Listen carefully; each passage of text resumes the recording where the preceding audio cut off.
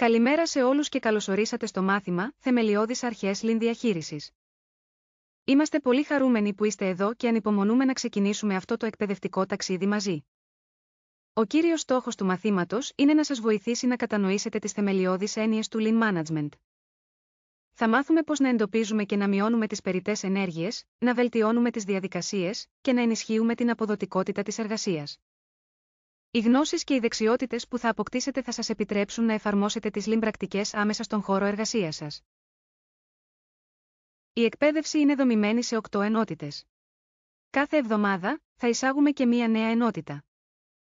Το εκπαιδευτικό υλικό είναι σχεδιασμένο να σας προσφέρει τόσο θεωρητική κατανόηση όσο και πρακτικές δεξιότητες. Έτσι, θα έχετε την ευκαιρία να εφαρμόσετε σταδιακά αυτά που θα μάθουμε και να δείτε άμεσα αποτελέσματα. Είμαστε βέβαιοι ότι θα έχετε πολλά να μάθετε και να μοιραστείτε, και ανυπομονούμε να ξεκινήσουμε μαζί αυτό το ταξίδι.